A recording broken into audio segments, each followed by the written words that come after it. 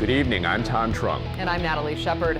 He allegedly enjoyed 9 years of rent-free living and lavish perks like Mardi Gras ball tickets and what was essentially a personal chauffeur service for his family. That's just a few of the lavish perks legislative auditors found as they took a closer look at former State Police Superintendent Mike Edmonson.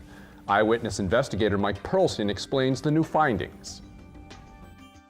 He was less the colonel of the state police and more the boss hog of the state police.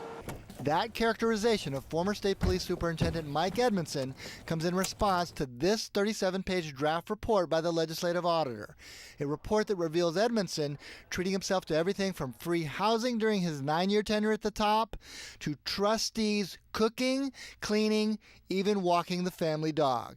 And all of these perks paid by taxpayers. One of the findings in the report was that Colonel Edmonson provided family and friends free rooms at expensive hotels during Mardi Gras, including here at the Windsor Court. But that's just the tip of the iceberg. The free rent at the State Police compound alone was valued at more than $400,000, possibly putting Edmonson on the hook for criminal charges. One of the more extravagant findings of work at the compound was the construction of a shoe closet for Edmonson's wife. If I were in his shoes, I would certainly expect that there will be follow-up by the state and possibly by the federal authorities too, but he will have to deal with his income tax issues. Channel 4 legal analyst Pauline Harden said possible criminal exposure could include theft, tax charges, or malfeasance in office. If you're Colonel Edmonson right now, what must you be thinking with this report out? It's time to lawyer up. Mike-Perlstein, Eyewitness News. In response, Edmonson told our partners at the New Orleans Advocate that he is still reviewing the draft of the state legislative audit. He said he is preparing a response and looks forward to answering any questions after the final report is released. And Jim Mustian from the New Orleans Advocate joins us now. Jim, you've had a chance to look over this audit as well. What do you think, as far as what you've heard, could Colonel Edmonson be facing a criminal investigation in this case? Well, that remains unclear. We heard today that he had been meeting with a prominent criminal defense attorney.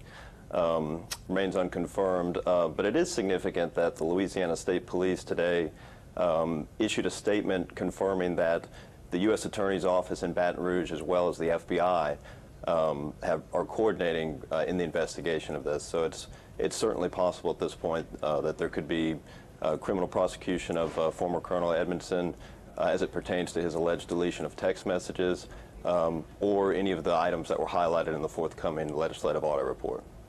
And you've also heard that he himself has met with a criminal defense attorney? That's right. Can you tell me a little bit more about that? What did you hear exactly? Just that he had been meeting with an attorney in Baton Rouge. It's not uncommon at this stage in a potential prosecution to consult with attorneys. I actually have heard that he's talked with a number of folks just seeking advice. I mean, it's really indicative of how serious the allegations are in this forthcoming audit, as well as the internal affairs report that we obtained earlier in the week. Now, we did hear some of the specifics coming out of that audit in Mike-Perlstein's story. How unusual is this kind of behavior? It's difficult to say how unusual it is. I think you'd have to just address it within the state police. There's no doubt from everybody I've spoken to that there's a sense within Baton Rouge, within the state police, that this is the darkest hour that the agency has seen in decades. There's a sense of shock among rank and file troopers today. I think there's a sense of relief among troopers who have been complaining about behavior like this for some time. But I think it is significant and unusual just to the extent that you had the head law enforcement official in the state for nearly a decade who is now accused of potentially several crimes. All right, a lot of interesting details coming out. Jim Mustian joining us from the New Orleans Advocate newsroom. Thank you very much. And you can read more of the Advocate's coverage of the state police investigation in tomorrow's newspaper or online at theneworleansadvocate.com.